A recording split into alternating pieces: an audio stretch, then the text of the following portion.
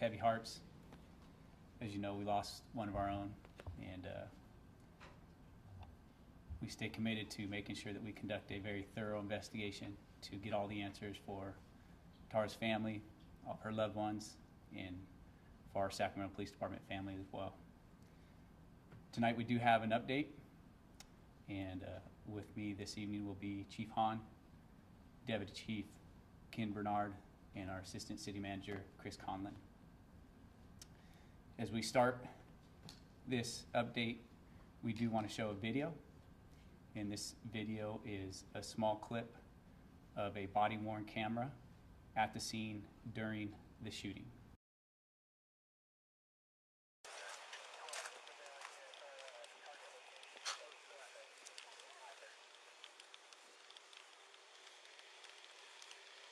There's a lot of shit in that back right.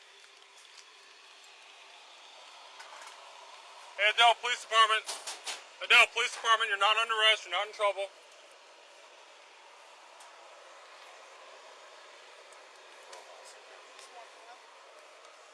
Adele Police Department, if you're in here, let me know. You're not in trouble, dude.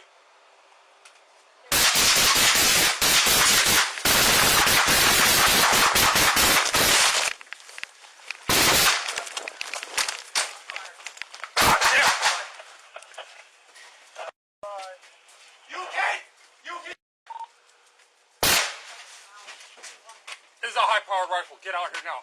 Cover, we got one down. Code 3 fire, move him in. Officer down, code 3 fire. High-powered rifle. Copy, officer down, starting fire. Sorry, we're at. Redwood.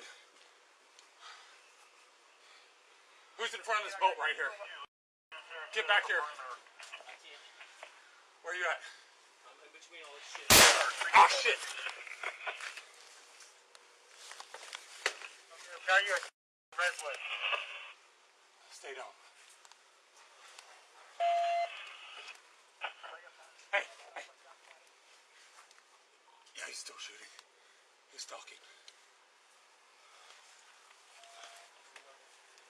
Changing clips. He's changing clips.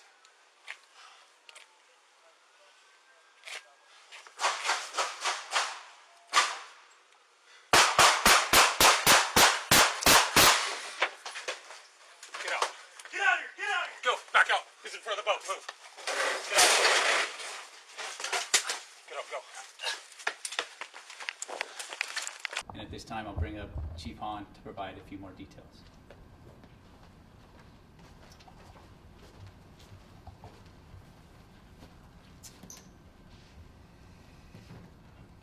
So understand this is an ongoing investigation, and there's a lot more work to be done to gather all the facts. As we've always stated, we put out facts on critical incidents as we gather them. We will continue to process the scene, and we'll have a process at the location on Redwood at least through the weekend. As you just had a glimpse into what the officers faced on this day through that video clip, a couple things are clear by the facts that we know at this point. The officers were essentially ambushed by the suspect, and the result was him murdering one of our community's police officers.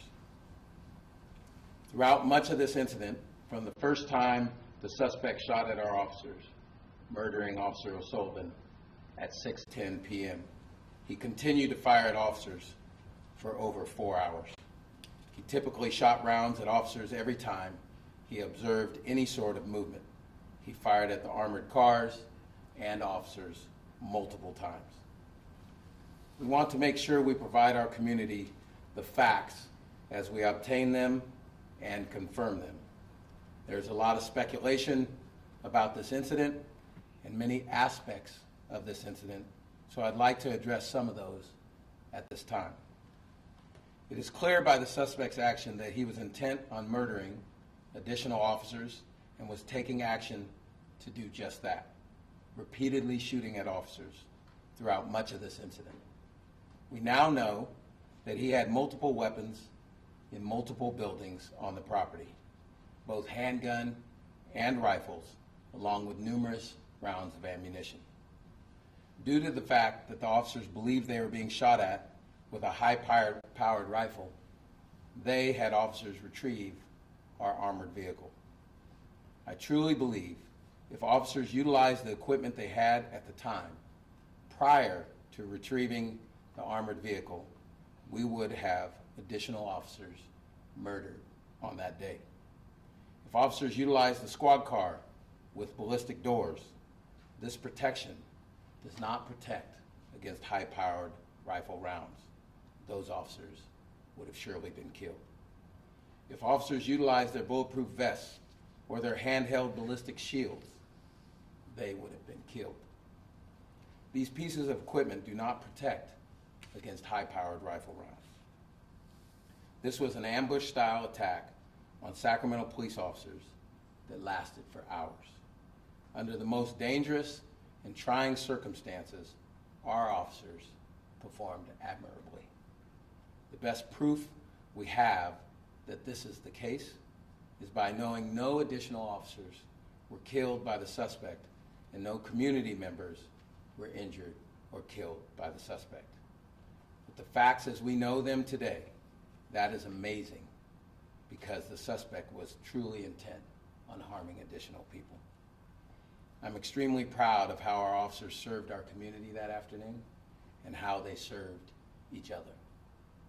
This was a horrific day for this police department and frankly for our entire community.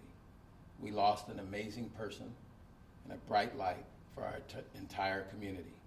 A family lost a daughter, a sister. This will have an effect on Tara's family and friends, this department, the officers involved, and our community for the rest of our lives. But our officers, they will get up tomorrow. Our officers will come to work and they will serve this community. They will help the next person in need that calls for our assistance, all while knowing what happened Wednesday afternoon. I ask this community to lift up the O'Sullivan family now and moving forward because they have paid the ultimate sacrifice for all of us. The family needs our love and support right now. I will now turn it back over to Sergeant Chandler to give some of the specifics on this incident.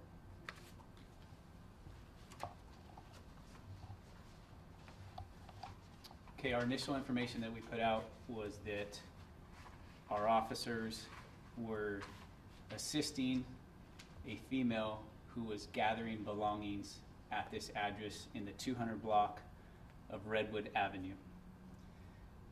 And what we know, I'll provide a photo of the scene.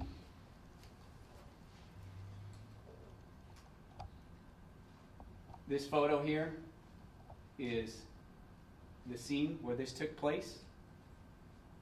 The address where the officers responded to was this location in the 200 block of Redwood Avenue. This is the front house. This is a detached garage. This is the primary street, Redwood Avenue. And this is an alley that is behind the primary house. When the officers went to the residence to help the female gather belongings, they also learned some preliminary information about the male half, including that he had a misdemeanor warrant for an assault from a previous incident, not from this incident. When they went to knock at the front door of this residence, there was no answer, and they noticed that the front door was barricaded. And I'll show you a picture of that front door from the interior that we gathered later. This is the front door of that residence that was barricaded. Back to the area. The officers also knew that the suspect had a connection to the house that is just east of the primary house. They went in there to attempt to make contact with him and also gather some belongings of the female. After that, they also learned that the female wanted some personal belongings from the detached garage. And inside of this residence, they located 2 firearms that they learned belonged to the suspect. Based on that information, there were originally only 2 officers that were on this call.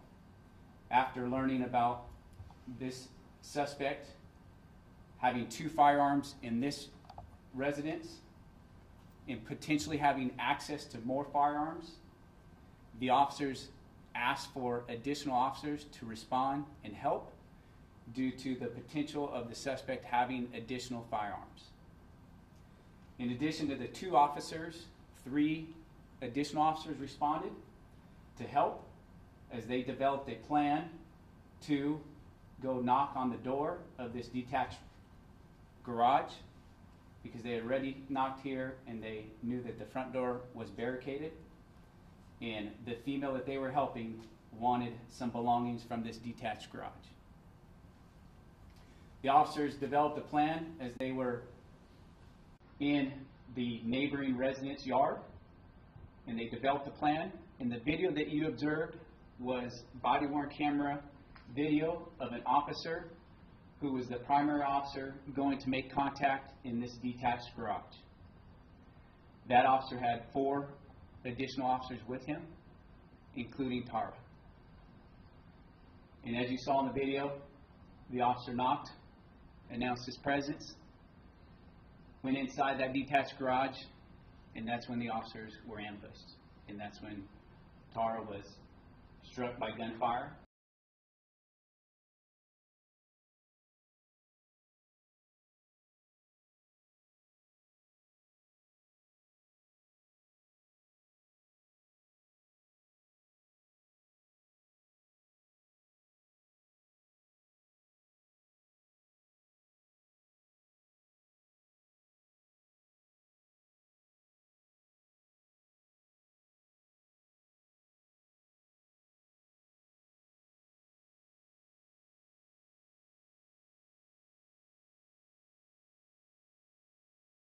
Being armed with a rifle.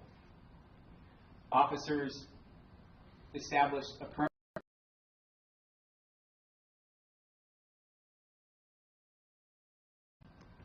while waiting for an armored vehicle. As Chief Hahn indicated earlier, the officers believed the suspect was armed with a rifle. Due to that, they requested an armored vehicle. You heard the gunshots by the suspect. The suspect continuously fired from a high-powered rifle. Fortunately, we recently developed a new plan for gathering special equipment, including the armored vehicle. And fortunately, that plan came into place here because we had a patrol officer who was recently trained and able to deploy in the armored vehicle. That patrol officer, who was working in a patrol capacity, responded to our police station at 300 Richards Boulevard, and he got the armored vehicle. The request was made at 6:13, and the officer was at the police station at 6:15 and got the armored vehicle. And at 6:22, after loading up the armored vehicle, he left the police station and responded to the scene with lights and sirens. The officer arrived at approximately 6:27 p.m. with the armored vehicle and coordinated with the officers on scene who had established a perimeter around the primary house.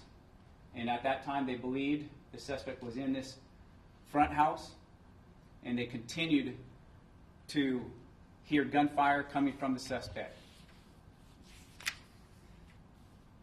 Per officers on scene, during that time frame, the suspect fired his weapon during this time frame: 6:10 p.m., 6:11 p.m., 6:12 p.m., 6:15 p.m., 6:17 p.m., 6:18 p.m., 6:19 p.m., 6:29 p.m., 6:46 p.m., 6:47 p.m., 6:49 p.m., 6:53 p.m. There were more that continued throughout the incident.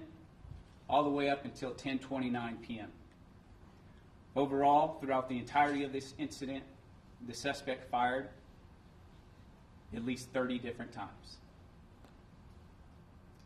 As that officer arrived with the Bearcat, which is the name of our armored vehicle, you can see the Bearcat right here. That is our armored vehicle. They developed a plan to come through the alley because Tara, she was injured and down in the backyard of this residence, roughly in this area. The officers had to navigate through many different obstacles to get to the backyard, including a pole, a chain link fence, a wood fence. They developed a very safe plan to utilize the Bearcat, the armored vehicle, to safely rescue Tara because they were continuously being fired at by the suspect who they believed was armed with a rifle.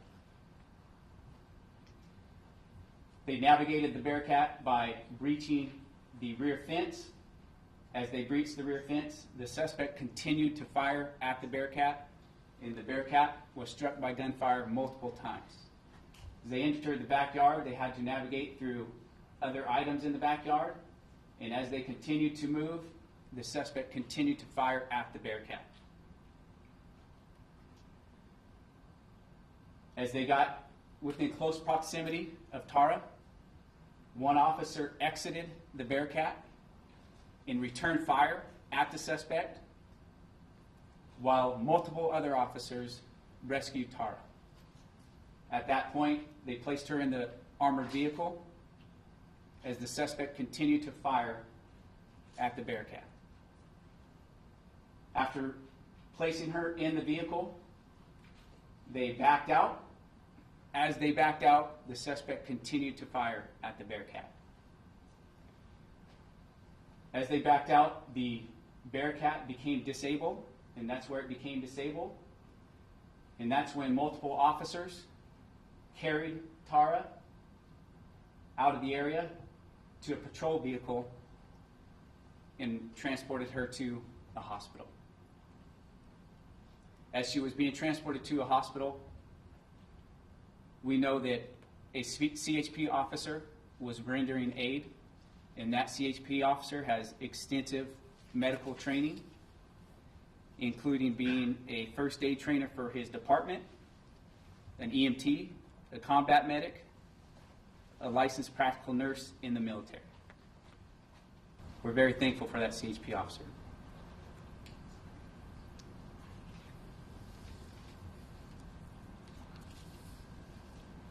After the rescue was complete and the officers transported Tara to the hospital, the suspect continued to fire throughout the incident. Like I said earlier, a total of over 30 times throughout the night until 10:29 p.m. Our officers maintained their perimeter. At approximately 9:38 p.m., our crisis negotiators attempted to make contact with him, and after numerous attempts, finally at 10:40 p.m., they were able to establish contact with him. After at least 2 hours of negotiating, our negotiators diligently worked to him surrendering peacefully, which he did, and he was taken into custody at approximately 1:54 p.m. He was not injured.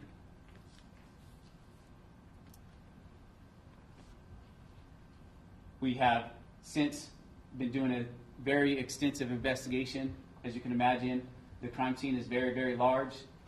We have been processing the scene. Since we have been processing that scene, there's still a lot of information that we are still gathering. But some of the information that we have right now includes some very pertinent evidence. And I'll show you some of the photos that we have of that evidence. Inside the primary house where the suspect was, we've located 4 weapons: 2 assault rifles, 1 handgun, and 1 shotgun. Our investigators have determined that the suspect used all 4 of those weapons during this incident. Our investigators have also determined that there are casings throughout this residence from this incident. Additionally, these 4 weapons were placed strategically throughout the house. This is one of the assault rifles that was inside the house. This is another assault rifle that was inside the house. This is the shotgun and handgun that was inside the house. All 4 of those weapons were used by the suspect. Like I said earlier, there were multiple casings throughout the entire house, and our investigators have determined that all 4 were used by the suspect. Go back to the Additionally, during their investigation, investigators have also located 2 additional firearms that were located in the detached garage where the officers attempted to make entry in the video that you observed.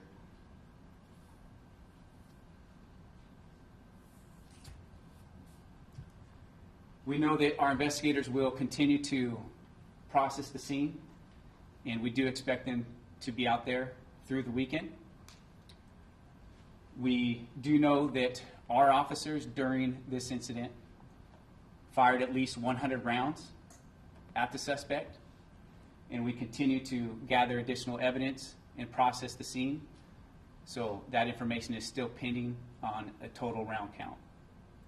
At this point, we do not have a total round count that the suspect fired, but we do know that he used all 4 weapons that we recovered inside the house, including 2 assault rifles, 1 shotgun, 1 handgun, and there were casings that were located throughout the entire house. And all 4 of those weapons were placed strategically. With that, we will field some questions. The attempted murder charges that were just filed, was that the officer we saw in the video, or could you give us some background on that and where that officer was? Yes, the body-worn camera that you observed, he's the victim as well. It's an attempt murder on that officer. What was the relationship between the suspect and the woman who officers were attempting to help, and then the properties themselves? Were 3 different buildings at least, and 2 properties? So we want to make sure that we do not compromise the investigation, and they are working diligently to find all of those answers. We do know that the suspect and the female did know each other, and we do know that they had some sort of relationship, and they had some sort of incident prior to this evening, and that's why we got the initial call. As we indicated earlier in the initial information we gave out, that they had some sort of disturbance. The exact details of that disturbance, we are still conducting follow-up regarding that disturbance in the relationship. The houses involved, we knew that this was the primary house of the suspect. We knew that this was the detached garage of the suspect. And then, per the female, the suspect had ties to this neighboring house. And as I said earlier, we did locate 2 assault rifles that belonged to the suspect that were inside this house. There were no domestic violence charges filed, at least not yet, or are we expecting that there will be? Was it a violent incident from the morning, or was it a disturbance? Well, I don't want to speculate on what happened. I do want to give you the facts, and the facts that we know is that there was some sort of disturbance between those 2, and our officers were going to this location to help the female gather belongings, and they did learn that he had a misdemeanor warrant. Vance, can you just go over that garage? Correct, is from where we saw the video, right? So the garage, where you saw the officer was approaching this detached garage, and that door that he knocked on, that was on this side of the detached garage. The suspect was firing from inside this residence. After the initial shooting, was Officer O'Sullivan ever in contact with dispatch or fellow officers, or any communication at all from her after the initial shooting? No. Were the officers in line of sight from the suspect where they were in the alley? Were they receiving fire as they were trying to get Officer O'Sullivan out of the area? So the officers, knowing that the suspect was firing a rifle, they utilized the Bearcat because they knew that that was the only protection that they had that would stop a rifle round. As they maneuvered with the Bearcat to conduct the rescue, the suspect fired at the Bearcat. As they rescued her and moved out, he continued to fire at the Bearcat. So the suspect was shooting from the house the entire time. So the video that we were looking at, they were being shot at from behind? That's correct. Okay. So they entered to make contact at the detached garage. They were facing that way. The suspect was in this residence and fired from that residence at the direction of the officers that way. And you said the 4 guns that were used were found in the actual residence? The 4 guns used by the suspect were found in this residence. And the other 2 were in the other residence to the south of it? Well, we found 2 firearms before this incident. Okay. The 4 firearms used during this incident were found in this residence. And so- We found firearms in the detached garage. We found firearms in the primary residence. We found firearms in this residence. However, we know that during this incident, the suspect was only inside of this primary residence, and inside that residence, we located 4 firearms. So before the suspect fired shots, when they were opening up that detached garage, there were guns already visible in there, In which one? in the garage? They hadn't seen them at that time yet. Okay. So they were found after that, during the Correct. investigation? Why did officers decide to self-transport when there was an ambulance with advanced life support just a block or 2 away from the scene? Well, again, our officers made very sound decisions based on the circumstances. They're dealing with a very chaotic scene, and it was very complex. The suspect was firing from a rifle at our officers multiple times, 30 different times. The suspect was firing at our officers when they were in an armored vehicle, conducting the rescue. The suspect was still firing as the armored vehicle became disabled. The officers exited the armored vehicle to conduct the rescue, knowing that the suspect was armed with a rifle and shooting at them with the rifle. Wasn't there an ambulance standing by, though, just a block or 2 away? We do Is know that there was an in ambulance. policy? The officers made very sound decisions to quickly get her to the hospital. And they had a CHP officer with expertise in first aid, and he provided first aid, and we are very grateful for his help. Which direction were they able to get out of down of that alley? This gave them access this way. Would you, just describe what, you've described it somewhat already, but, that sounds like some next level of heroism in order to exact that extraction. All of these officers acted heroically. I can't speak enough about how they acted during this incident under extreme conditions, knowing that the suspect was firing from a rifle, which the only protection that we had here that would protect you from a rifle round is the armored vehicle. Why was the house, I guess better question, how were the officers divided as they entered the property, knowing that the front was barricaded? And how many officers were going to the garage, and then how many were assessing the house or going to the house, or did they all go to the garage? Well, again, we're still talking to all the officers involved. We're still developing more information. We're still processing the scene. So based on preliminary information, we do know that there were 5 officers on scene when the shooting occurred. And we do know that the primary officer made contact at the door. Tara was behind the officer when she was shot and struck by gunfire. Then there were 3 additional officers on scene. As far as where they actually were during the shooting, that's all still part of our investigation. But we do know that they were on scene during the shooting. So Vance, can you recap one more time? So I know there was Officer O'Sullivan and then her partner who we saw in the body cam video. That's correct. And then there were 3 other officers. Were those other 3 officers on a part of the initial taking that woman back to this residence for the home, or were they called because you had been there before and you knew there was guns involved possibly? Well, like I said earlier, they located 2 firearms in the neighboring residence that they knew the suspect had access to. So they made a wise decision based on locating those firearms and having information that the suspect potentially had more firearms, they asked for additional officers, and that's when 3 officers responded to provide assistance. How did the Bearcat become disabled? Well, that's all part of what we are processing. We are processing the scene still and examining exactly why the Bearcat became disabled. Sorry Does to the have to. suspect have surveillance cameras at all? Good question. We do know that the suspect had multiple surveillance cameras, and as the officers maneuvered in the Bearcat, they observed multiple cameras on the back side of the primary residence where the suspect was and where he was firing from a rifle. They utilized less lethal weapons to take those cameras out, and they did that knowing that the suspect could observe them and their movements as they conducted that rescue. What led your officers to the other home where they found the guns prior to the shooting taking place? Just because they knew that the suspect had access to that, they didn't know if there was guns inside at the time, they wanted to check that out first? Or? Well, again, their primary objective for this incident was to help the female gather belongings. She was up in that? That's correct. Okay. How did you get him to surrender?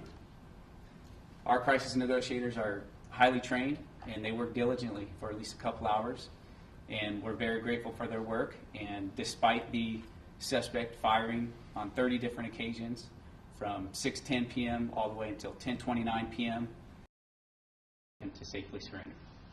Does the suspect have a permit to hold these legally? Or can we obtain them legally? I'm sorry, can you repeat that? Does the suspect have a permit to hold all these weapons? I don't have that information. I would have to reach out to our detectives about that.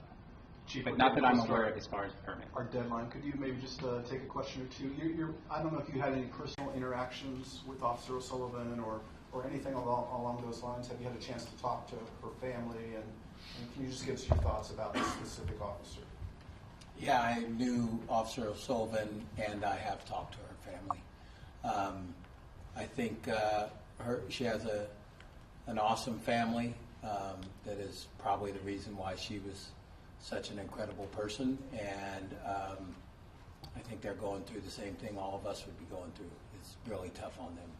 In terms of Tara, I've known her since before we hired her because she was in the original class of the LEX program at Sac State. She was a leader in that original class. And I guess the best way I can describe her is I've never seen her not smiling. And she's always been very enthusiastic and committed to being a police officer and has known she's wanted to do that for a very long time. And including just a week or two prior to this incident, she came out and ran the 5-mile final test for the current academy, even though she had already graduated to support the new officers. So she truly was doing what she loved and was very dedicated to it and dedicated to helping people. And that's actually what she was doing on this day. She was helping a woman get away from an environment she didn't want to be in and helping her get her belongings. And she paid the ultimate sacrifice to do that. Vance was also shot from behind, and how did the officer who we have the video camera of escape? Where did he end up as he took shelter? Well, again, our investigators are still processing the scene, all the information, all the evidence. What we do know is that the officers were approaching the detached garage when she was struck by gunfire. And we do know that the suspect was firing from that primary residence. As far as the officers, what positions they went to, that's all still what we are examining. We're talking to all the officers, but we know that the officers knew that the suspect was firing a rifle, and they knew that the protection they had, including their vest, would not provide any protection for them. So they were looking for safe places to be so that they wouldn't be harmed. How did we get the neighbors out? How did we what? How did you get the neighbors out? We conducted numerous evacuations, and part of our officers making safe decisions was making sure that none of the neighbors were in harm's way. Were any armor protecting devices or vehicles used in order to get them out, or based on where he was shooting from, did we think that anything on the side was maybe more safe, or was it thing? Well, I can tell you this, we had agencies from our entire region that responded and willingly went in there knowing these circumstances of a suspect firing at all officers on scene with a rifle. We had multiple armored vehicles out there and plenty of law enforcement officers who were willing to help us and help all the neighbors and conduct those evacuations. The details on the evacuations, I don't have those, but I do know that we had multiple armored vehicles and many agencies from the region that responded quickly and were more than willing to help us during this entire event. Can you speak to the reviews that will be taking place going forward from the different agencies involved, and what kind of reviews, what kind of things that they'll be looking at as far as training, policy, procedure, rescues, etc.? Well, I can't speak for the other departments. I know what our department policy is, and as we do with any major incident, we will evaluate the entire incident, look at any lessons learned, anything we did well, and we know that our officers performed extremely well during this incident. But our primary focus right now is Tara and her family and honoring her. So with that said, we will be distributing all of these photos that we showed this evening in the video, and as we get more information to release, we will provide more updates. So thank you for your time.